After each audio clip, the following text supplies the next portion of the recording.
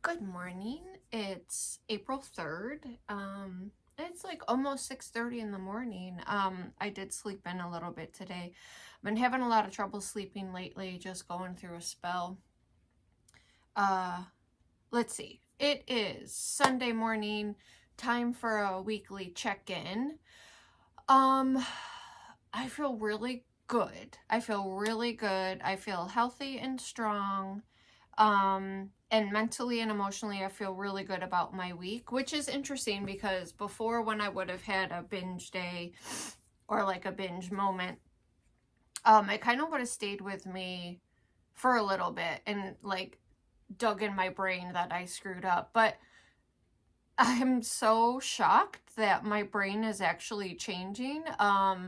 So I'm very hopeful. And, okay, so I was going to say I'm very hopeful of the future, but honestly, just having a few moments where I know my brain and my thinking has shifted actually has freed me already from thinking that I have such a strict, stubborn brain. So there's another limiting belief. That's my second limiting belief that I've realized this week that I tell myself. I tell myself that I have such a, you know, hard, straight lined on off brain, which I do. But in some ways, some areas of my life I do. But yeah, I'm rambling. I'm not sure what I'm trying to say. Basically, just having a few wins with my brain makes me realize, oh, okay, I can change. Yeah. So that's amazing. So the limiting belief that I realized I say to myself all the time, every week, pretty much, is if I'm having a feeling weak, meaning like I really feel like I want to have a binge day, which to me is lay in my bed, lay on my couch, watch TV, and endlessly and mindlessly eat bag after bag of stuff. If I'm having a day where I feel like that is a struggle for me, I usually end up having to get groceries that day for some reason. Ooh, I wonder if that has anything to do with it. I wonder if knowing that I have access to the food triggers it. Anyways, I tell myself, oh, maybe you just shouldn't get groceries today. Then something in my brain says, do you mean to tell me you're so weak that you can't even go get groceries because you're going to give in? That's how weak you are. You're pathetic. Just go get groceries and prove how strong you are. Hey, sweetheart. Um, that's ridiculous. And like this week, I realized that I say that to myself all the time. So here's the thing I realized about that. First of all, that's not weakness, that's me protecting myself. Why is it weak for me to recognize maybe I should stay out of that situation? I think that's actually pretty great that my brain does that for me. And no, I'm not weak. Look at how much I've done. I mean, I go to the gym every day, whether I feel like it or not. That's not weak. I already have lost over 100 pounds. That's not weak. Obviously, I'm not weak. So stop saying that. And so, anyways, having that realization, I don't think I'm going to say that ever again. That was incredibly freeing. That was quite a thing to realize. And the second limiting belief is that my brain is so rigid and so set in its ways that it can't change. And that's the second thing that I've realized this week. So those two things have been huge for me. And yeah. So anyways, that's awesome. I did want to talk a little bit about the abstinence experiment that I'm doing. And if you're not sure what that is, I think I talked about it in either the last video or the one before. So the abstinence experiment is, I believe that for myself, I'm an all or nothing person. And that's what I mean by the light switch on or off, like I'm all or nothing. I believe I have to completely abstain from store-bought ultra-processed food. not my homemade like little Oreo cupcakes, because there's no oil, there's no salt, there's no refined sugar. There's nothing bad in any of the stuff that I make at home. It all is green light food. There's no junk in it. So when I say abstain from junk, I don't mean the homemade snacks and muffins that I make, because those are within my calorie count. Those are within my healthy green light food that I make. I'm talking about, like, you know, if you open a bag of something from the store or a package, that is ultra processed, highly processed food. So that's what I mean. I have to completely abstain from it because I can't have just a little bit. It triggers something in me. And this is, my mom is actually borrowing the book right now. Kori McClurg, in her book, Get Out of Your Own Way, talks really well about it. How, and I've known this, other doctors that I watch have talked about it, that kind of food actually triggers the same areas that drugs trigger in our brain. I'm not saying this right, but it's a dopamine hit. It's an addiction just like a drug. Only, you know, a bag of chips is way more accessible than cocaine. So it's hard to stay away from because it's normalized. Okay, so anyways, abstinence. I personally need to have none of it. So I did say, I kind of waffled between 2 or 3 weeks, but I'm just going to do 3 weeks. I don't know. I guess it's not a huge deal. It's not like as soon as the date hits, I'm going to go binge at the store. That's not the plan. It's just so the idea behind the abstinence experiment is your brain knows that it's only for this time frame. It's only for the next 2 or 3 weeks that you're going to abstain from whatever you decide. If alcohol is your thing, or, you know, whatever is your trigger and the thing you're trying to abstain from, your brain knows it's only for a little bit of time. I can do this in 3 weeks. If I have a breakdown, I can have it, you know. So that's good. I like that. And you need to start, I need to start viewing this as things are experiments, and separate. It's not an emotional thing. That's a huge thing for me, as I am so emotional and sensitive that everything becomes emotion to me. How I feel about food is emotion. When I don't eat this certain food, it's emotional. I'm detaching myself from it. I'm just done. I'm done with that emotional roller coaster.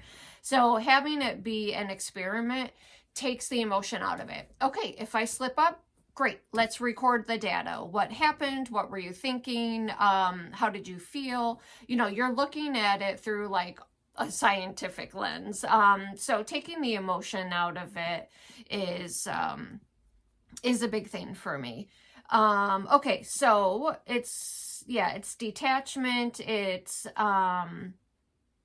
taking the emotion out of it. So it's going great. I realize that on days that I wake up feeling off, whether it's because of, you know, menopause or not sleeping is a huge thing. And I'll talk about that in another video because I don't have time here, I don't think.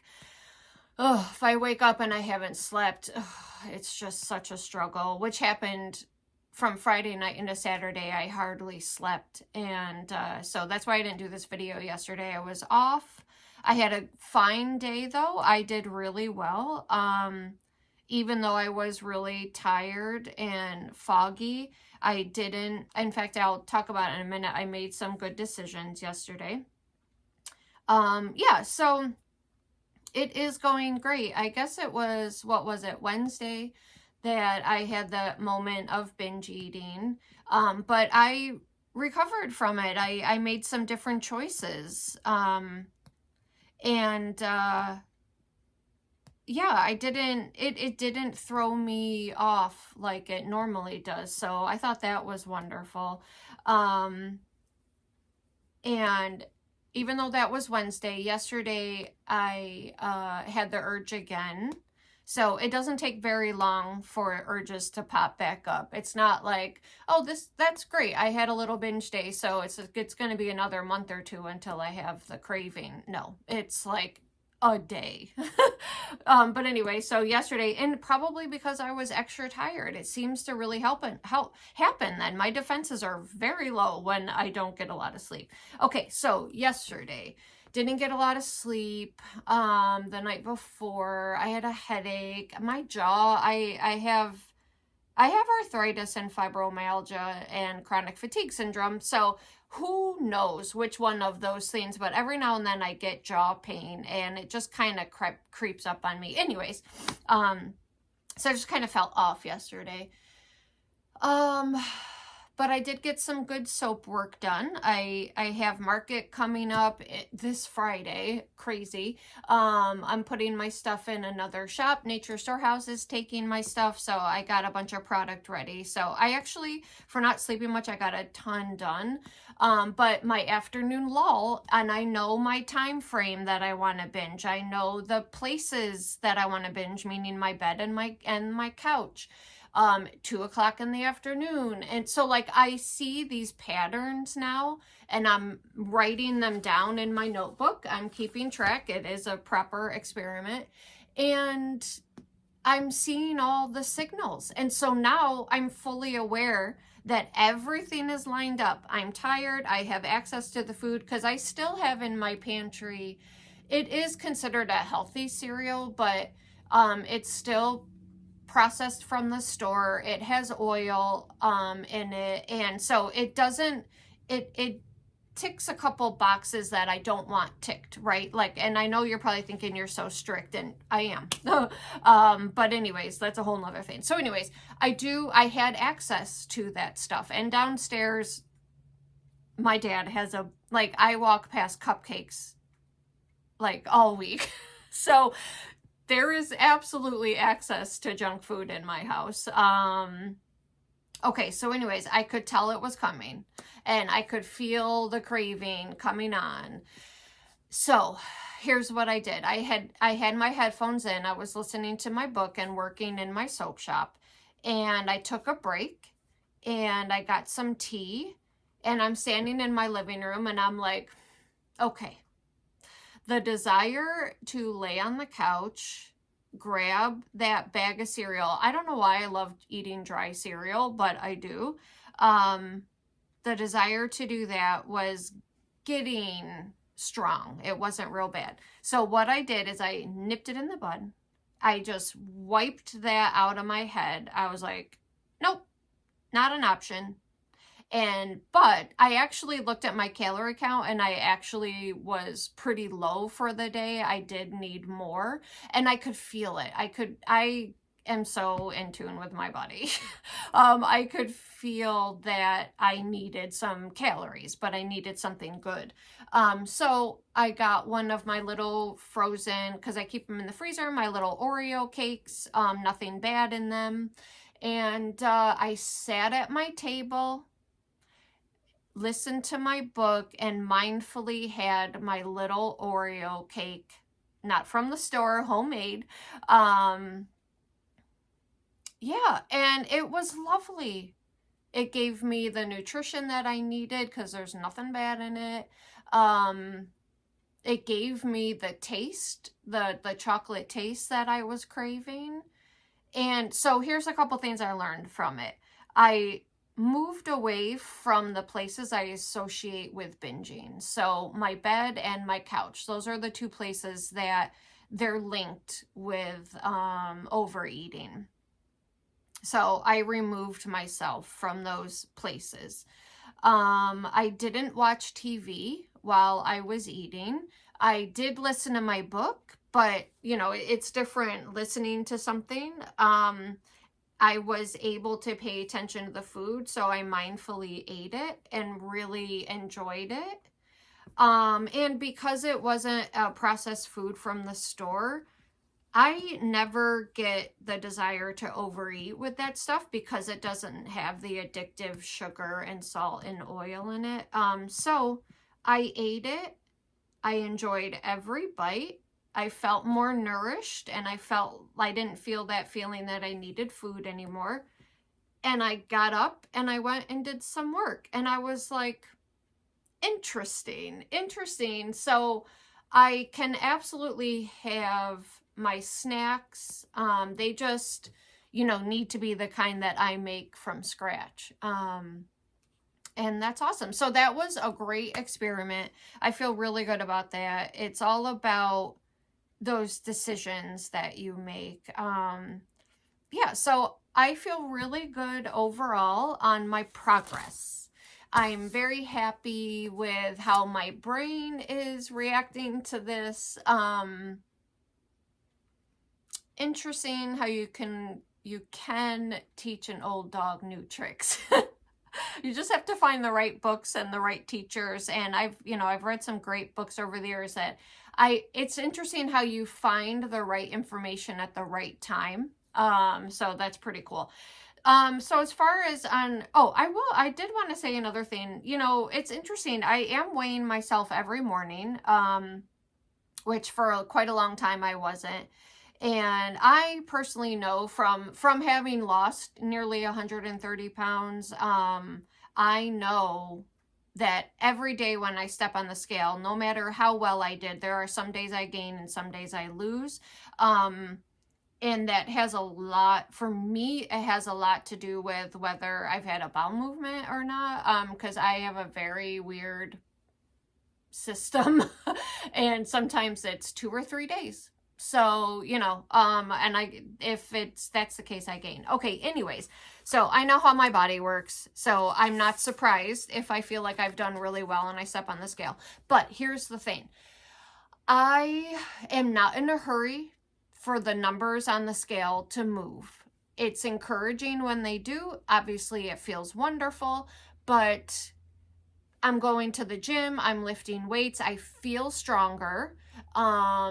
I feel tighter, slimmer. I just feel less flabby, which, that was the main goal, is to feel stronger and to feel less flabby. So I'm already, just a couple weeks into this, I'm already reaching, or hitting like the very beginnings of those goals, which is awesome. But I also want to keep my BMI within a healthy range. And when I first started this, I don't know when I first started recording, but 4/17, so April 17th is when I first recorded my weight. I was 162 even, and my BMI was 24.9. A healthy range for my height, which is like 5'7", 5'8". A healthy range is 18.5 to 24.9. So I was 24.9. So I was very high end. If I go much above 162, I'm technically overweight, and I know it's just a roundabout number, but still, it's a good marker. And I was inching. I had inched up, and there was no end to that. I know from my past experience, there's no end point if I start inching up. I don't just all of a sudden change. So anyways, so I knew I had to reduce my weight on the scale just because I know my healthy range. I feel good at 140. That's really good, I think, for my size, my height. So when I first started in April 17th, I was 162. And today I weighed myself and I was 156.8. And so yay, that's great. I have lost weight. It's not about how I look. I think I look fine. I mean, I have flabby arms. I don't ever wear like short sleeves because my arms are so flabby, but I'm fixing that. I'm actually measuring. I'm measuring here, and I'm measuring my thighs, because muscle and fat weigh the same. So I could be losing fat and gaining muscle, and the scale won't really change. So your scale is not a great marker of whether you're, if you're toning. So anyways, measuring is good. But yeah, but if you were to look at my chart here, it's 162 to 159. The next morning I lost 3 pounds. No. So I probably had a really good bowel movement that night. Then 160, 161, 59, 60, 59, 57, 57, 60. I mean, it's all over the place. So this is a great tool to use to help guide me and let me know I'm on the right path, but it's not tied to my well-being. It's not tied to who I am. It's not tied to whether I'm a good person or people like me. It has nothing to do with that. And this weight loss journey this time around is 100% my health. I am older. I feel older. I don't want that to happen. I want to be strong. I want to live long. I want to live a healthy, good life. I look fine. I have no, like I don't want people to, think, I don't know. And I don't know. Oh my word, you guys, I could ramble on forever about this. But anyways, yeah. It's just a number, but it's closer to the number where I know I feel healthy and where my body wants to be. So, okay, that was a lot longer than I thought it was going to be. One last thing before I go, we are having, we have Verizon for our phone and internet, and they are doing stuff in our area. We live out in the country, so we have pretty bad internet. In fact, to upload these and get these on YouTube, I have to go into town and connect to their Wi-Fi. We have such pretty bad internet. So anyways, Verizon said they're going to be in our area doing something, upgrading hopefully. So who knows? Maybe that's good. Anyways, we're going to have times where we don't have any internet at all. So I'm going to keep recording, but I'm not sure how often I'll be able to put them out. But I'll just pop into town and upload them. So anyways, if you don't see my videos for a little while, it's only just because I've had trouble uploading them. So, okay, everybody. It's Sunday. I hope everyone has a lovely, restful day, and a great week. And yeah, I guess that's about it. Okay, everyone have a good one. I'll see you later. Bye.